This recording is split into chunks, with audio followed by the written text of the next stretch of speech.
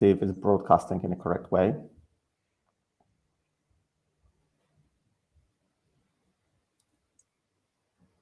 Yes. Yes. Let me see, because the page is loading. So yes, looks like we are live. Oh, getting ready, the final touch. Perfect. Okay, we got the first 10 people. Hello, everyone. Hello. Welcome to the very first edition of our series, which we are just about to start.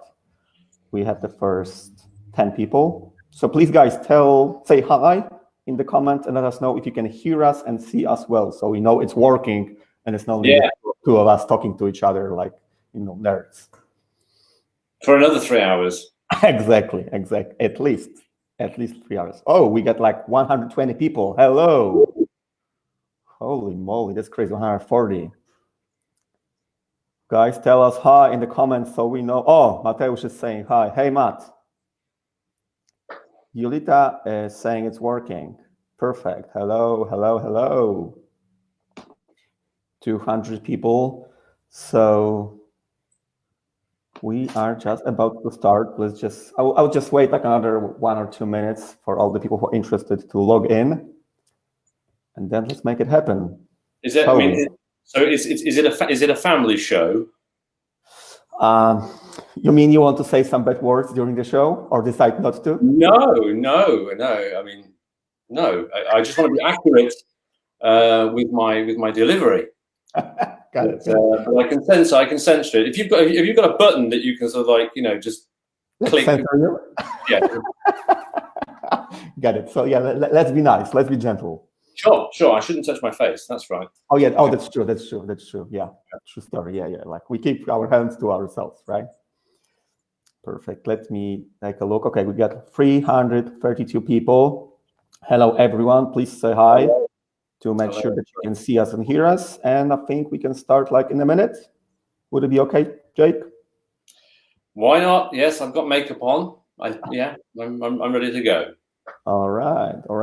So I'll wait like until 7:04. How about that? Like 1 more minute. Give it another minute. All right. So please, everyone, take a seat comfortably. Or stand, or stand, or jump. Pour yourself a drink, or as long as tea. Actually, yes, we're 2 hours late, right? 3 hours late. Like as long as people don't touch their faces, we should be okay, right? Yeah, each other's faces. That's. Oh my God! All right, fine. All right. Fine. So we got 422 people. I think we are ready to go. Fine. Shall we, Jake? Ready when you are. All right, fine. So let's make the quick countdown. 3, 2, 1. Let's go. So, hello everyone. I hope you haven't built this up too much now. It's going to be like a massive anticlimax, isn't it? It's really exciting. We're getting there. We're building it up. It's a rocket. My goodness. And now, yes. English language. Okay. And now English. I mean, I can switch to Polish if you want me to. Not yet. All right. There will be a time for this. Like at the end. Let's practice some Polish at the end. All right. Okay. Still bez nóg. Okay. All right. So getting back to the topic. So my name is Wiktor Jodłowski. I'm the founder of Talkersi.pl, which is an English school. And your name is Jake. Can you say a few words about you, like introduce yourself to a couple of people who maybe don't know you yet, which I don't think there will be that many, but just to make sure everyone knows, who you are and what you can bring to the table during our today's talk. Okay, well, it's a pleasure, of course, to be here, and I've put a jacket on. Same here. I wasn't. Oh, yeah, well done. Well, of course, yes. Very warm welcome to everybody that's tuning in, and. Yes, Jake Jephcott. Who am I? Well, I am an Englishman who was maybe a bit of a pioneer about almost 20 years ago. The original hipster, right? Sorry? The original hipster. Well, yeah, you could say that's how I started. Mm-hmm. But yes, it's been 20 years since I really decided to stay in Poland. It was It wasn't something which I planned, but just rather as weeks went by, years went by, and life happens in between, and here we are, yes, 20 years later. Professionally, I am the development director at Olivia Business Centre, which is a large business park with a lot of companies and startups and co-working, and I've been on the project since the beginning. Together with some of the partners, we were responsible for really trying to make the project a little bit different, more than buildings, more than an office project, and to really inject a kind of human touch into that. I think that happened really because of my background. My background is in mostly the creative arts, so I was trained as a theatre designer, costume and set design. Then from there, I progressed into music and event management, and from there, really a natural sort of step from startups, technological startups, and then now into real estate. So it's been an amazing ride, and yes, I've made Gdansk my home. So yes, it's been a bit of a ride, but glad to be here, and I've been sort of lucky enough to see Gdansk, Gdynia, Sopot, Trójmiasto, Pomerania, sort of develop over the last 20 years, and I'm very, very happy to be here and to have sort of such an amazing group of friends and people around me that have made me feel so welcome. So yes, that's who I am. Perfect. Thank you for this introduction. So before we go into this more like language-oriented part of the conversation, there's one more question I wanted to ask you before we jump into it, which is, please try recalling the moment you first came to Poland, this 20 years ago, which you already mentioned. So what were your first impressions when you like got to the country and like talked to people and start like feeling the vibration? And how does it compare with how you feel about Poland and Polish people right now? Because like Poland is very specific and unique in both like positive and negative ways. Let's be like honest. Like every country has their own like pros and cons. So how do you see this? This like what was Poland like 20 years ago, and what is it like right now from your point of view? I think that first coming to Poland as a visitor was a kind of like an easy way in. I didn't live here from the very start, but I visited Poland quite regularly for work over the first 12 months. So really, it was kind of an organic way to meet people, and I was very lucky to meet sort of the right kind of people. More or less immediately because of the nature of my work in entertainment. So I became very well connected very, very quickly. And I was sort of lucky enough to build up a big group of friends and connections across the country during those visits. And those visits were very, very quick. I mean, it was two or 3 days at a time, sort of every month, over a year. So then when I finally kind of missed the flight home, which is how I describe it, and sort of ended up kind of getting my dad to ship over my stuff. It was kind of like a natural just sort of progression then, really. So I was already quite settled.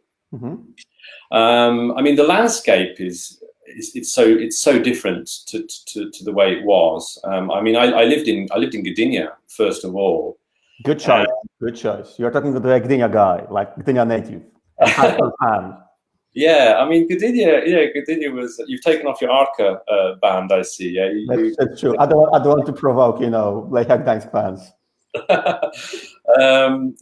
So it was Gdynia first, then it was Sopot, and then it was sort of Martinblewo, sort of various different places around Gdansk, through Gdansk, and now sort of the old town.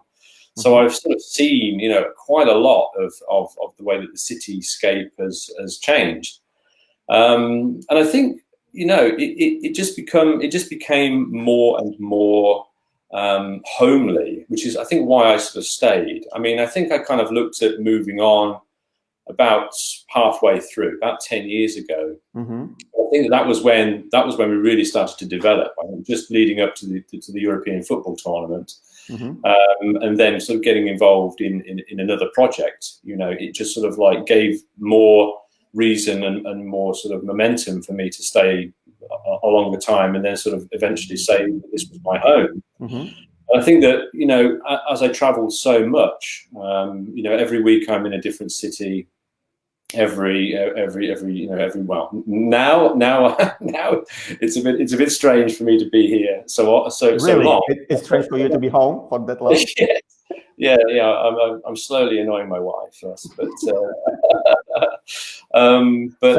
let's hope that the home office episode will end soon, so you can go around the country and let your wife alone, so she can live in peace, if you know what I mean. Yeah, she's working out. She's working out in the lounge right now. There's some online fitness class or something, so she's occupied with it, which is why I've managed to steal her office. But I mean, just the whole. Did she give you a good price for renting the office? Yeah, because you're in real estate, so I'm just adjusting the vibe. It's a monthly subscription. Really, I can say it kind of grew up. There are some things which I preferred. I think. I mean, I used to live in Sopot, sort of 15 years back, and then Sopot was very edgy. It had like it had a very strong creative scene. You could really feel that there was some sort of vibration within that kind of creative body. Which I think we've kind of lost now a little bit. I mean, some of the wild side to Poland. I remember Kazimierz, 20 years ago in Krakow. Yes, I remember Warsaw. Being in those cities, there was something that was a little bit kind of dark. There was something that was a little bit sort of scary about these places. And that's maybe something that's kind of been diluted a little bit as the country's kind of become more and more European in a way, more capitalistic, probably. Yeah. It's just become a little bit that side of things is. But I think that also has a positive side, because of course now I'm not 24 anymore. I'm 40, and so it's 24 plus VAT. Exactly, like a huge tax, but still it's just a brutto. Exactly, netto brutto. Details, technical details. And so that kind of suits me now. I prefer restaurants, and cafes to clubs, which is concerts and things like that. So I've as I've grown up. I think we can say that Tri-City is kind of also, Poland has kind of grown up with me, and now living in the old town, I mean, it's nice to step out the front door and hear accents from different countries, and to see, of course, well, before everything sort of stopped, to see the maturity of the region kind of grow. That's, with me, I think that's kind of the big difference. And a lot of people came back, and a lot of entrepreneurs, opened up their small businesses and craft beer pubs and restaurants and things like that. And I remember being in Warsaw, and there was literally like 2 options for dinner. And one of those was Sphinx. Yes, one was McDonald's, I think, as I recall. So from there to here, I mean, it's light years. So thank you for showing this path and like helping us appreciate the growth that we have made as the country, because I would say that we have the tendency to be like the complainers. It's sort of in our DNA, and I think perspective of a person who is like native speaker of English language, not the Polish language, helps us become more, I would say, objective about the thing and appreciate the growth and the progress we have made as a society and the country. So thank you for this. And that was I used to travel a lot by train. I mean, that was when people used to say, well, our trains are dreadful, but for me and for other English people, I mean, it was like riding on the Orient Express. Every week, you have your cabin and there's a restaurant car. Yeah. And they cook your food in the restaurant car. You know, this was like, for us, this was, you know, unbelievable. Yeah. So things are not, be careful. Things are, you know, quite romantic. They're quite cool. Yeah. And a lot of the things that you don't appreciate. Yeah. But England is the same. England is absolutely a nation of complainers. That's we do exactly the same thing. Yeah. Got it.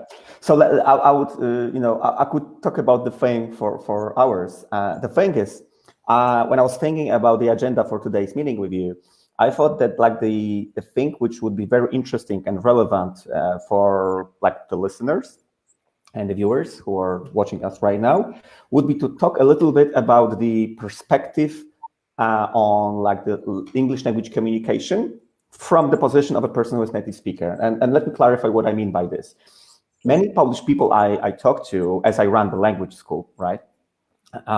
Say, like when I ask them what's their main problem or challenge with the language is the tenses, right? We get very stressed about, you know, should I use present perfect or past simple or like any other tense, right?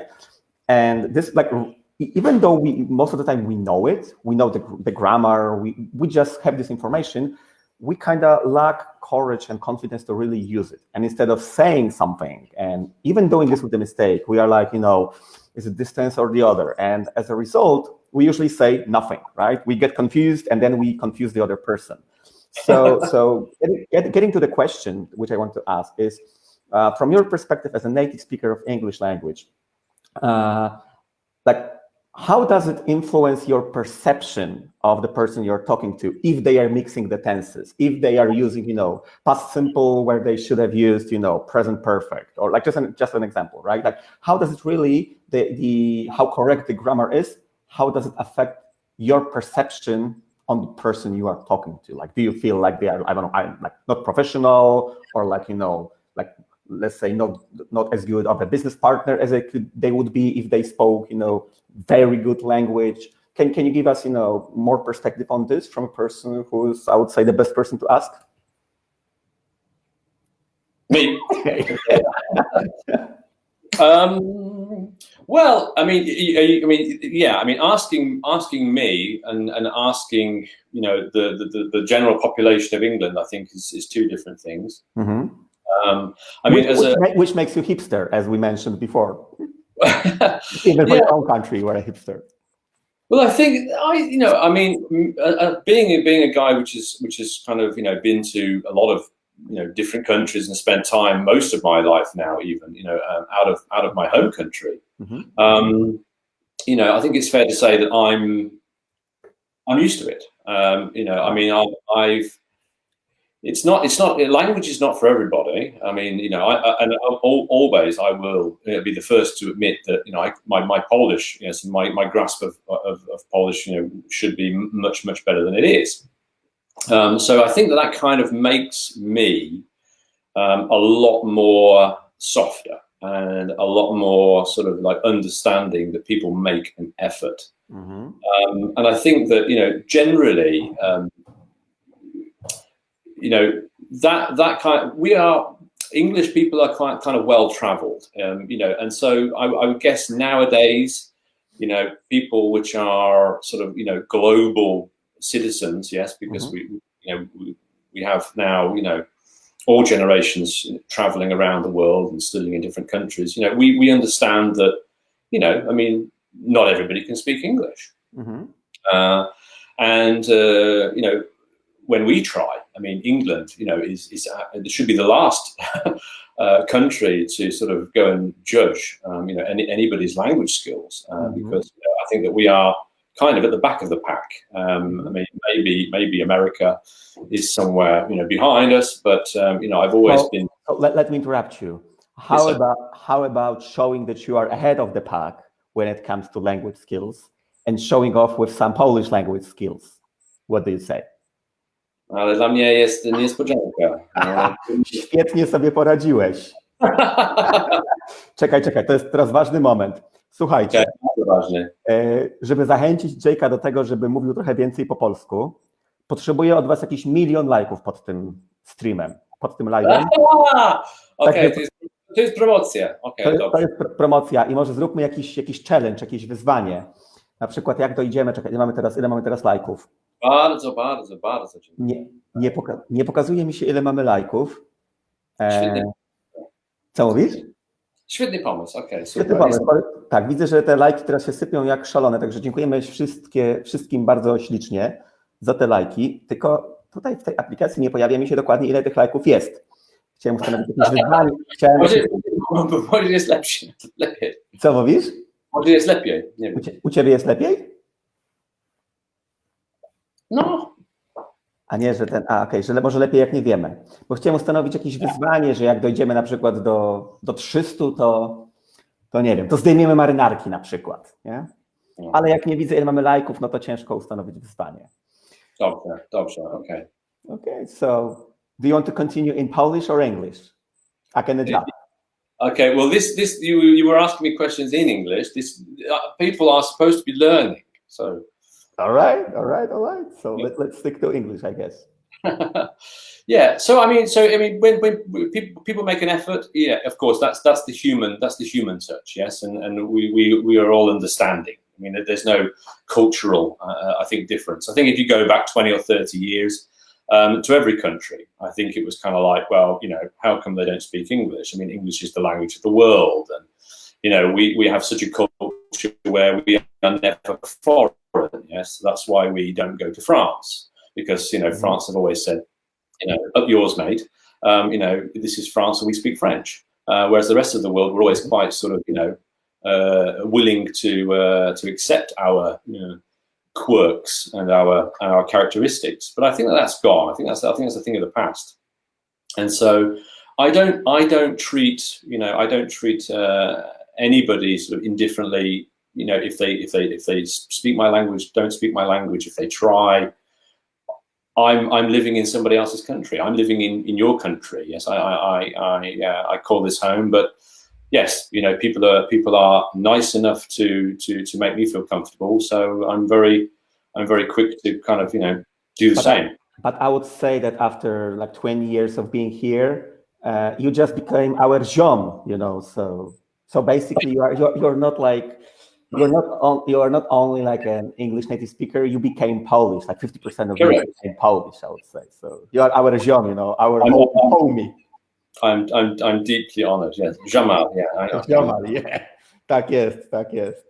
All right, so if I understood well, if somebody is mixing tenses, you as the native speaker, you are not feeling like, hey, like why are you so not professional right now? I think that there is the Poles as a nation, I think they are, be careful here, I think that there is a big focus and there is a big pride when it comes to intelligence and education. That was one of the big differences that I felt when I came here. First of all, I mean, a lot of my friends were studying in those years, and there was a lot of people that were very well read. I mean, history and all of the books and the reading lists that you have.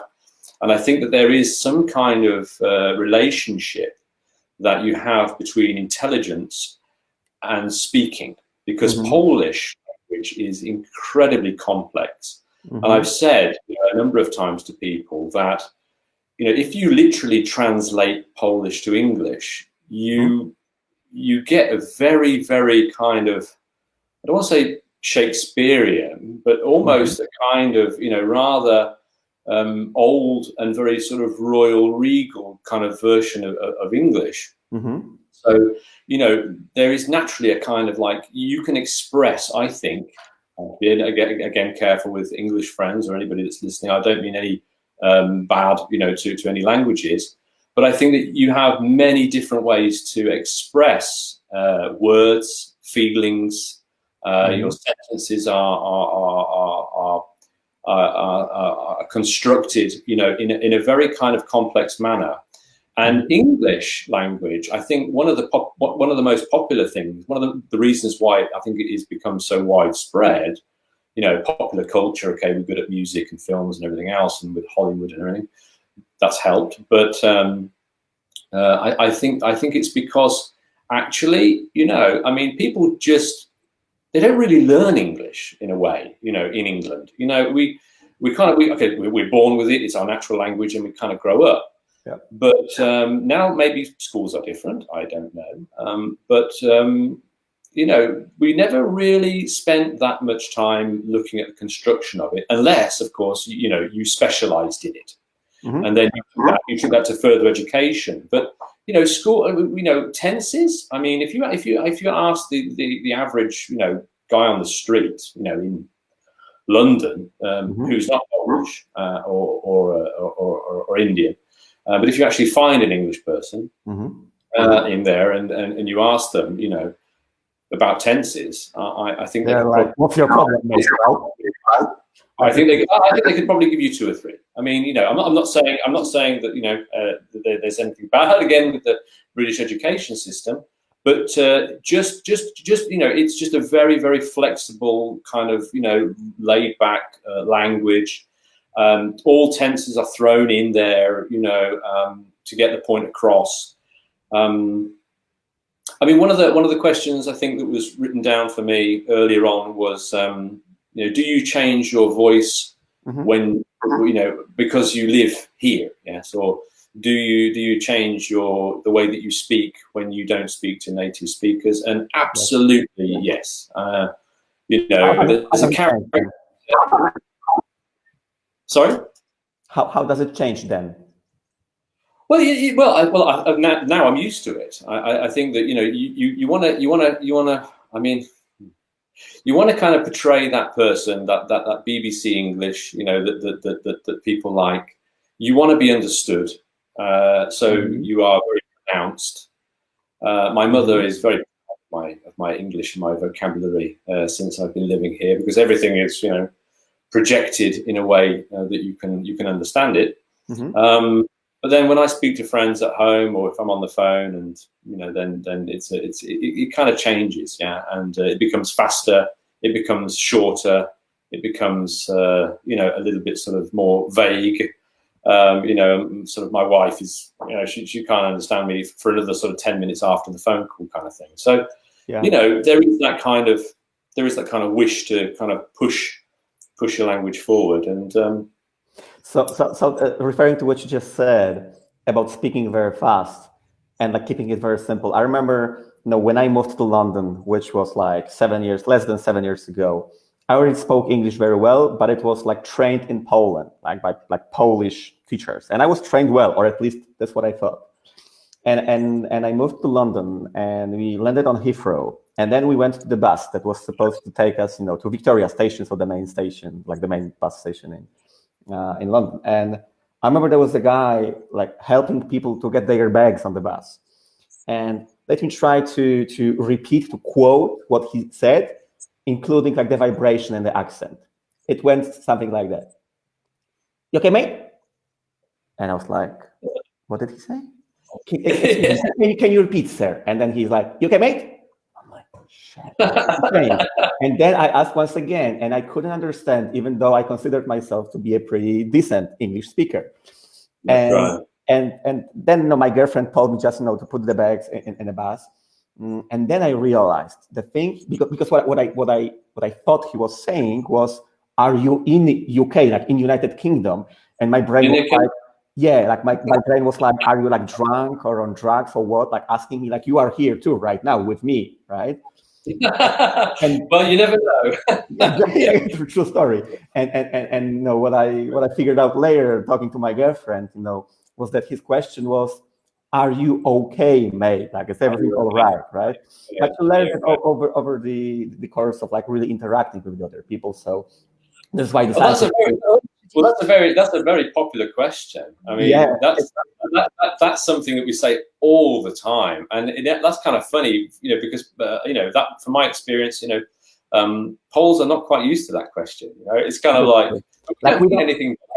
We don't really care whether you are all right or not. I mean, we just go straight to business, right? Yeah, I mean, like, if we say "You're right," we don't really want to hear the answer. It's like, "You're right," and they go, "Yeah."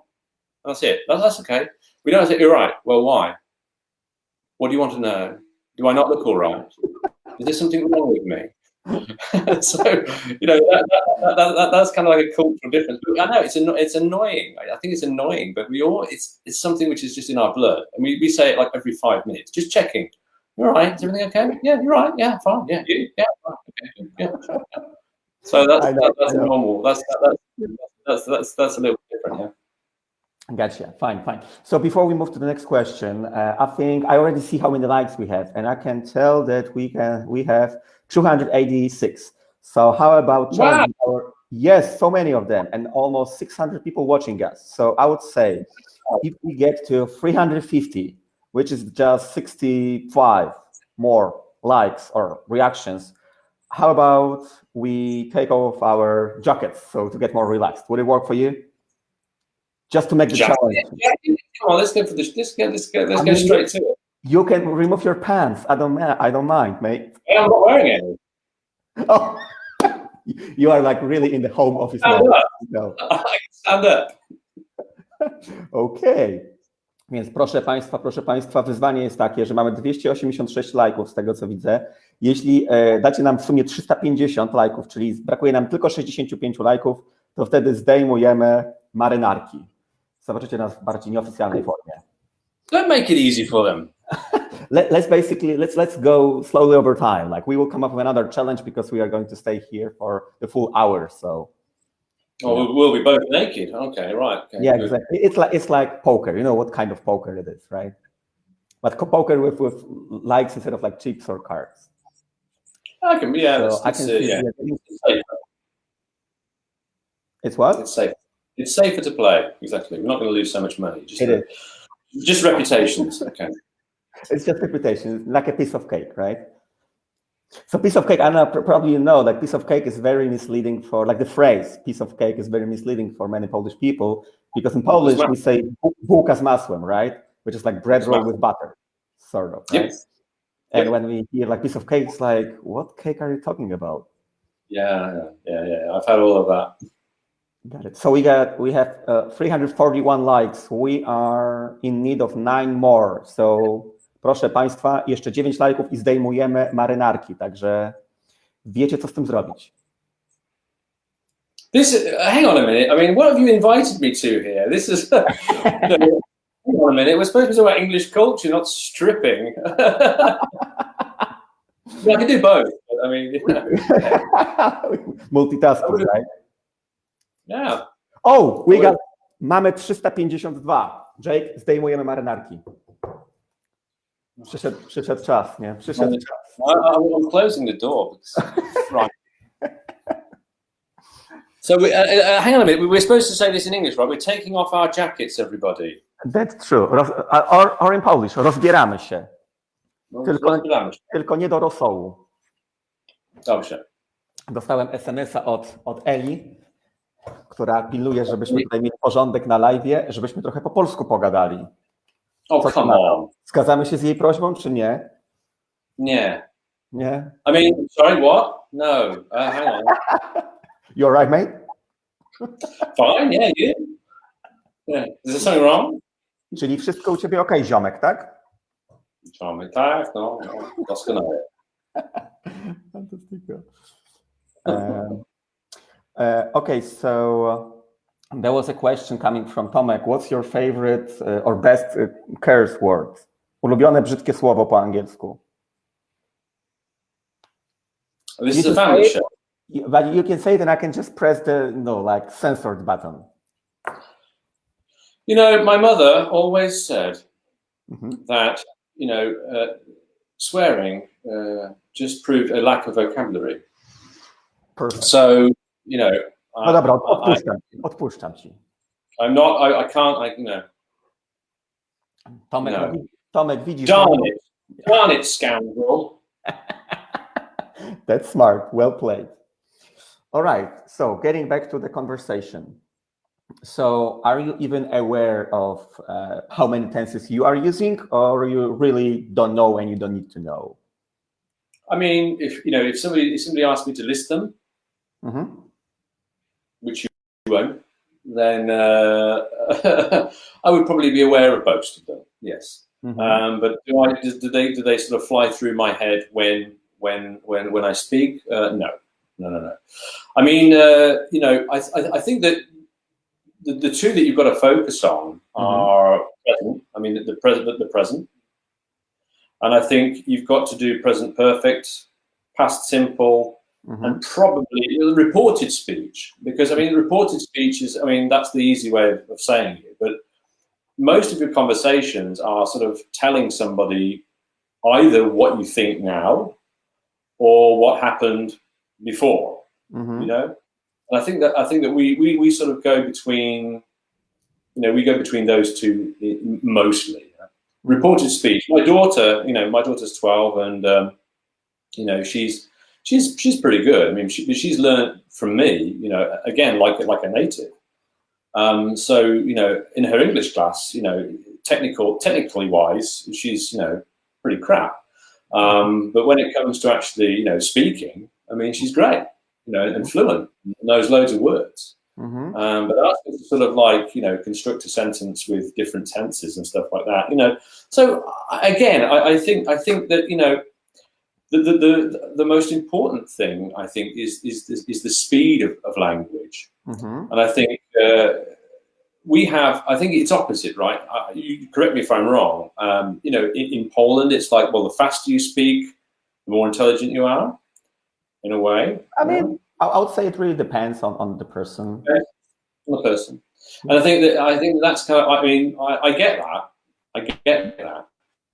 But then I also understand that, the slower that you speak, you can also seem intelligent, which is why I try and use it. I mean, it's not really working for me so well, but I try and pretend and sort of boost my intelligence with the way that I speak so slow.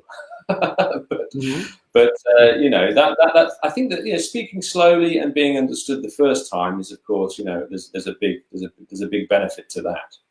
But tenses, I think like if you want to speak good English, sometimes it's good to forget the book.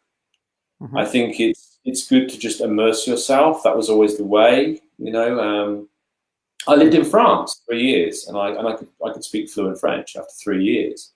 I kind of had the same idea about coming to Poland, but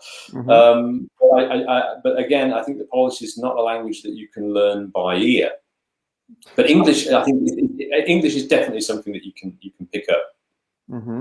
So since we are talking about learning the languages, I'm getting many requests in private messages right now to switch to Polish a little bit. So I would listen to the audience, because this is who we are doing this for. They just want to see me speak crap Polish. Okay, I understand. They just want to give you the opportunity to practice your Polish. Let's look at the thing. Więc jak ty się uczyłeś języka polskiego i w jaki sposób ty przełamałeś barierę mówienia? Dla mnie? Naturalne. To znaczy? No, gadamy głupoty z kolegami i oglądamy filmy i słuchamy muzykę. Ale pierwsze 5 lat było bardzo, bardzo trudno, ale potem było trochę łatwiejsze. Dla mnie jest trudno. Nie jestem tutaj cały czas. To jest 20 lat jest długo czas, ale w każdym, jak mówiłem, każdy tygodniu jestem z innym miasto, inny kraj. Jest taki przerwa. To jest dlaczego może nie jestem tak dobry, jak mój angielski kolegów. Ale ogólnie dla mnie jest bardzo, bardzo ważne. Rozumiem mój teść i teściowa i moja żona czasami.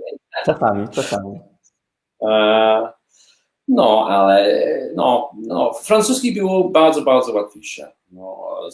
Za ucho cały czas razem z grupą w międzyczasie był bardzo łatwy. I dla mnie polski jest bardzo trudny język. Ale nigdy miałem lekcji. Nigdy nie miałeś lekcji? Nigdy miałem. Nigdy. Chyba to jest moje największy błąd. Pierwsze i największe. Nie? Nigdy miałem czas. Nie? Ale zobacz. Jeżeli mówisz po polsku, nie da się temu zaprzeczyć. Mówisz po polsku, nie miałeś nigdy... Nie mam barierki. Nie mam barierki. Spróbuj cały czas, każdy dzień. Mam duże spotkanie z polskich ludzi, oczywiście na pracę, ale tenses, bardzo przepraszam, nie jest mój mocny punkt, ale gadamy na barze, restauracje, normalne tematy. Jasne. Wiesz, to, co mówisz, bardzo fajnie łączy się w ogóle z taką filozofią uczenia się, bo to nawet nie jest metoda, to jest taka filozofia uczenia się, która nazywa się w fachowym języku metoda pełnego zanurzenia. Nie? Tak jak mówiłeś, when you said total immersion. So in Polish language, total immersion would be całkowite zanurzenie. Można to porównać do wskoczenia do basenu, w którym jak wskakujesz do basenu i ten angielski albo polski ciebie otacza z każdej strony i dzięki temu gdzieś tak naturalnie, organicznie de facto wchodzi nam do głowy. Dzisiaj, teraz jest trudno dla mnie. Dzisiaj miałem przerwę, nie gramy w polski dzisiaj, kompletny dzień. Ostatnie 3 dni było tylko angielski.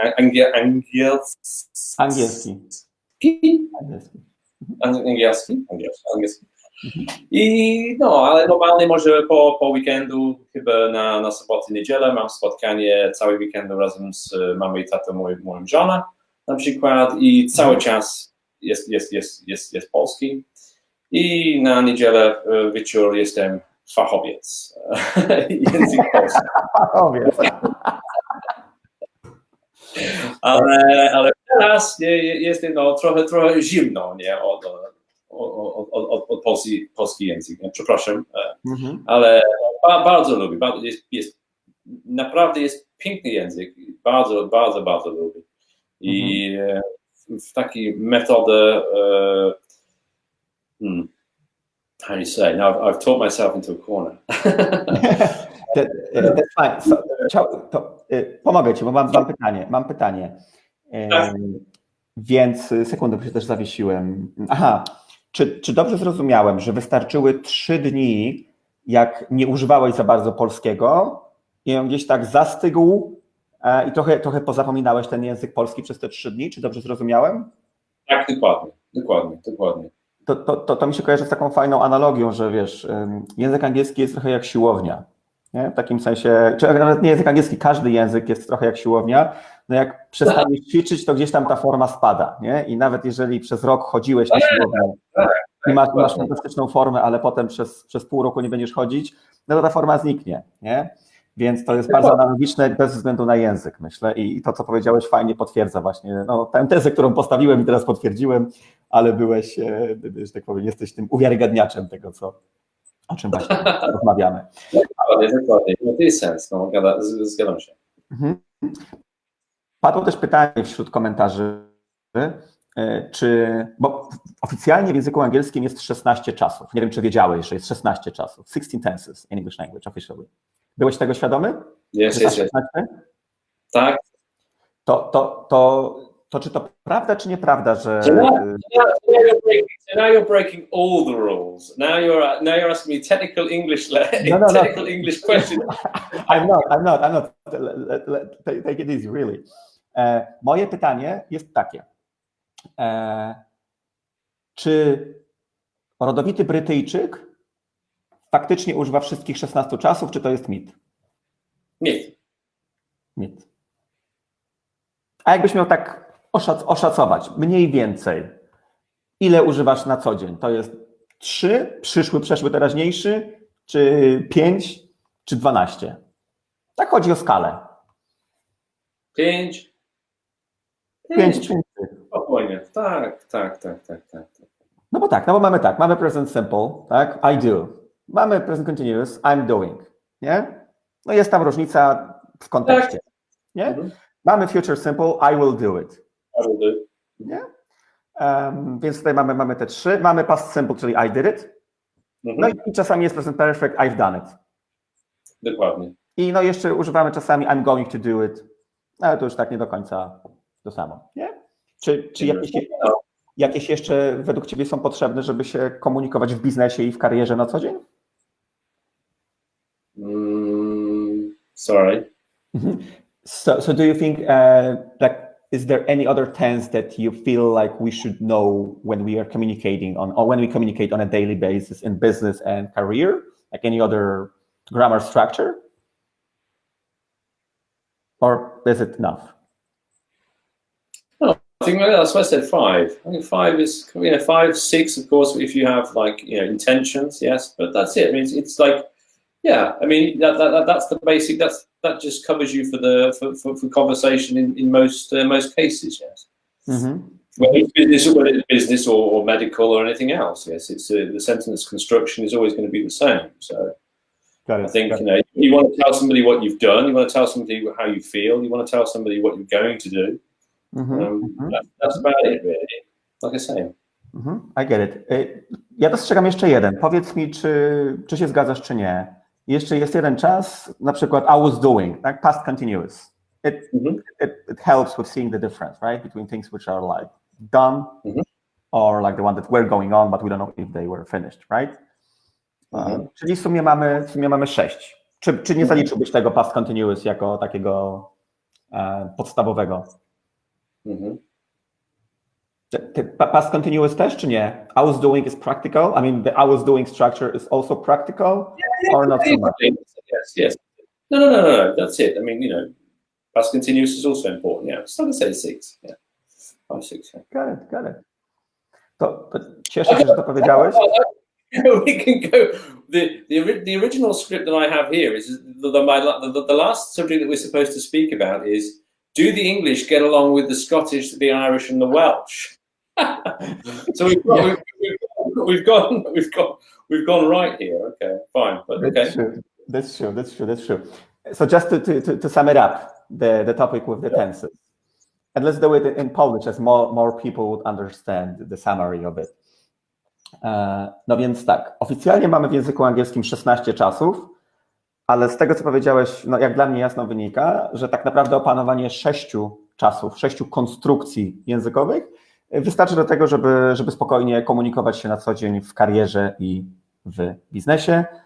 No i fajnie, że ty to mówisz, jako osoba, która jest Brytyjczykiem, you are a native speaker of English, obviously, i jednocześnie jesteś osobą, która 20 lat mieszka w Polsce, więc też rozumie okoliczności i kontekst kulturowy tej drugiej strony, how we Poles feel about the language and the culture and the interaction with other people. So I think it has a lot of value for many people because, when we Polish people as like teachers, when we speak to our students or friends and we tell them like, hey, let's take it easy, right? You don't need all 16 tenses. They are like, I need 16 tenses because otherwise, I will not be perceived as a professional person. And when we tell them take it easy, they are saying yes, but I can tell by the look in their eyes is like, yeah, but you are not a native speaker. You can say anything, right? And when you say it, it just sounds more credible, I would say, right? Yeah, I get the meaning behind that. Yeah, I mean, it's language is art. Language is like an expression. Yeah, so. Learning by the book, and sort of like passing on your exams and everything like that. As it's not, you might be able to get all the questions right in the book, but when you land in the country, you might not be understood. Yeah, so but really, believe you can take it from me, and I think that most of the people that are watching have either been to many countries, or they've been to England, they've lived in England, they've worked in England, they know somebody, family member who has been to England, and I think that they will feed back, of course, I think much more accurately as well, to say, English is, like I say, it's popular because it's pretty simple. A tree is a tree is a tree. you know, and wood and things, you know, the construction doesn't change, yeah, with the letters, with the words, but you know, that's I think completely the opposite, you know, in the Polish language, where you could say it's a tense, but actually it's just vocabulary. I mean, you know, a tree is not a tree. It's not a tree. You know, it might sound the first syllable stays the same, but the rest of the word is changing. So, you know, you have a very, very wide sort of number of words to remember. And I think that in English, it's not like that. You know, English, the vocabulary is much, much smaller. But sentence construction it's fairly, of course, if you're learning it, it's easy to say as a native speaker that it's fairly simple. But, you know, I mean, people, the average man on the street and the average person, you know, in the office, and the guy that's working in the restaurant, who's probably Polish or probably Italian or maybe perhaps English, you know, they don't really speak very well. I mean, you know, vocabulary is kind of a dying art. You know, it's not like you know, the study of English language, I think, is kept for, you know, it's quite scholarly. So, you know, you have scholars which study English literature. You know, books about English language are quite high level. But people, you know, people have sort of like fallen out of love a little bit with learning the English language. I think, you know, it's quite sort of, as we say, sort of high culture, high society. Only because of my background in theatre do I have probably a little bit of a larger sort of like use of vocabulary. But like I said, when I'm back home, you know, it's very simple, very straightforward, and very kind of easygoing language. So it's straightforward. I have a question from one of the members of our audience. Okay. How do we say ziomek in English language? Yeah, well, it's like, well, it's not stare, is it, right? So it's like, you know, it's like homie, yeah, like you say, yeah, homie, or brother, or brethren, or, you know, my brother from another mother. You know. This is where the bromance comes from, right? What's up, brah? You know, it's like, you know, what's up, bro? Yeah, that kind of thing. Yeah. Got it. But mate, you know, mate is the, you know, that's the go-to. Yeah, everyone's your mate. Yeah. Yeah. Even people you don't like, you know, they're your mate. Even if you don't like someone, they're your mate, right? Oh, mate, you know, what's up, mate? Yeah, okay, mate. Yeah. Got it. So I mean, that's another. Sorry. Yeah, keep going. No, I was going to say that's another thing which I think. I mean, there was another question I had, another subject about British humour. I think sort of like the personality of British humour, and the way that we kind of talk to each other. I think that was kind of a cultural change, a big change for me. Still is. I think I try not to be so British when I'm not around British people, because you know, we speak to each other pretty badly. You know, we have like an understanding that, you know, unless if we don't make fun of you, we don't like you. You know, that's kind of when you know that somebody is like your friend, is when they speak to you in a pretty bad way.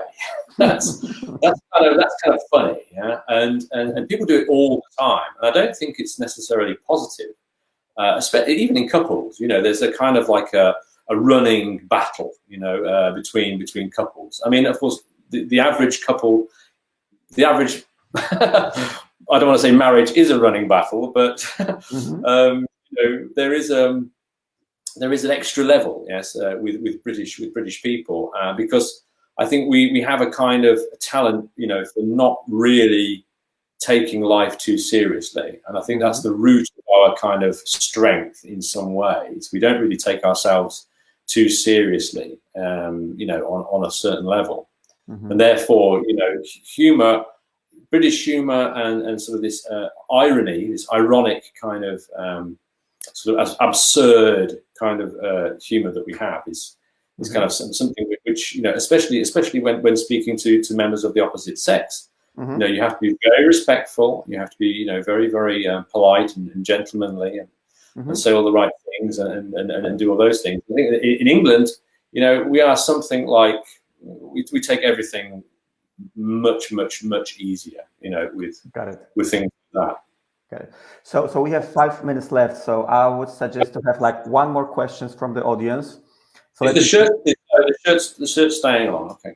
Yeah, let's keep it on. Let's keep it on. I'm not that fit. Więc, drodzy Państwo, mamy, widzę, niecałe 400 lajków i mamy 150 komentarzy. Mamy jeszcze 4-5 minut do końca live'a, więc teraz proszę o pytania w komentarzu. Osoby, które mają jakieś pytanie, zadajcie proszę pytanie, takie, które będzie się przewijać. Ja cię tutaj wybiorę i zadam na wizji. A ten, kto nie ma żadnego pytania, zachęcam do zostawienia reakcji w postaci lajka albo serduszka. Dzięki temu będziemy mogli dotrzeć z naszą inicjatywą do większej ilości osób, więcej osób się o tym dowie.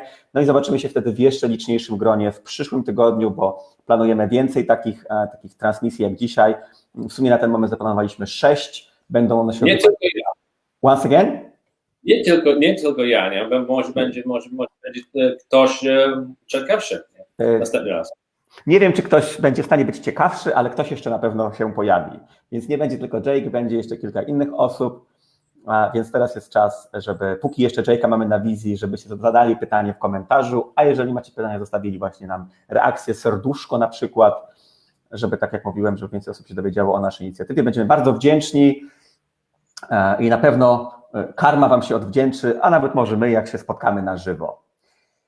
Widzę, że dobiliśmy do 417 lajków. Pojawiło się 2 pytania, widzę. Pytanie, mamy jedno o akcent i... Accent. Once again? Yes, accent, okay, yeah. Yes. I can't see these questions. Because they are displayed they are visible on Facebook. We are using like the external app, and so I'm switching between tabs to see the questions.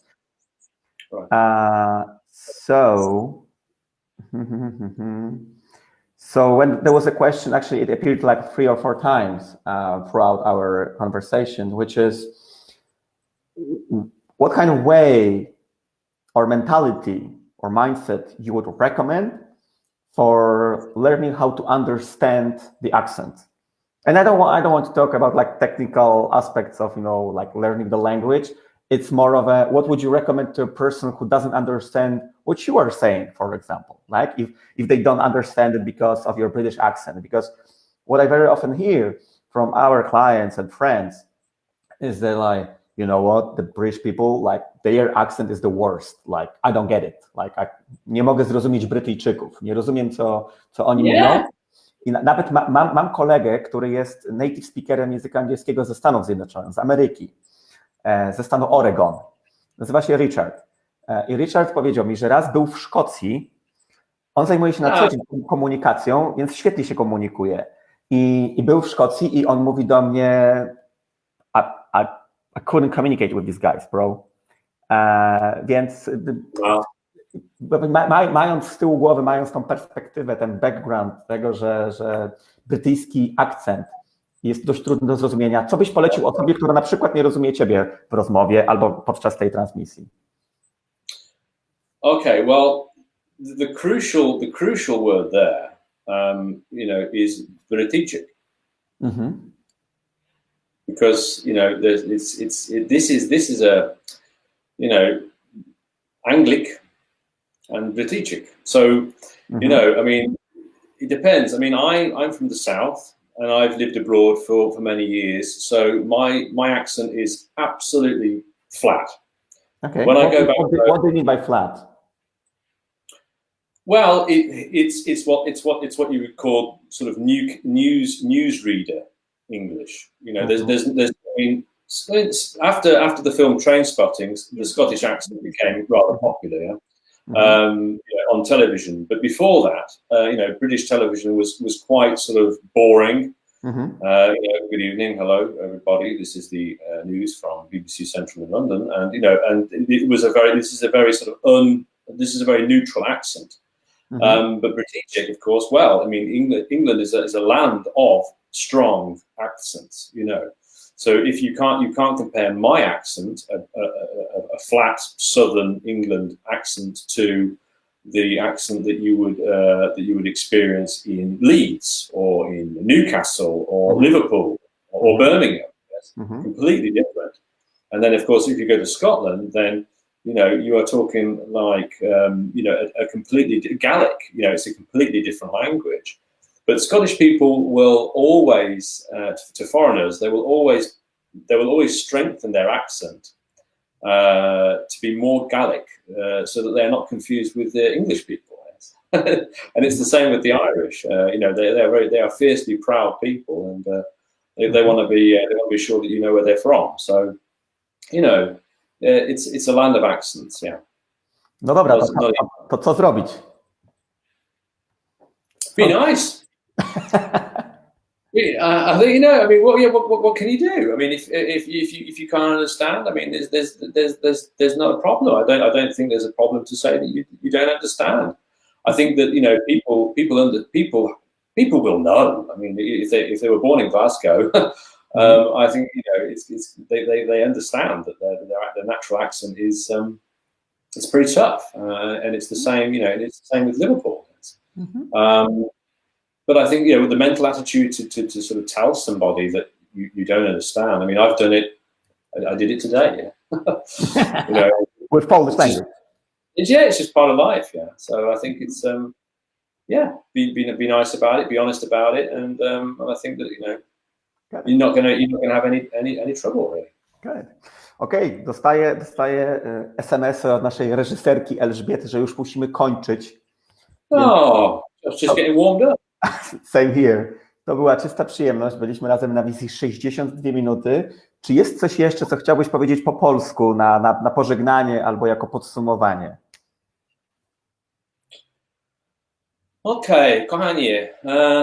W tym czasie jest bardzo trudny moment dla nas, ale oczywiście dla mnie jest moment, musi być silny razem, lepiej razem i trzymajcie się i powodzenia dla wszystkich, zdrowy, silny i dobry kontakt z najbliżej ludzi. Z bliskimi?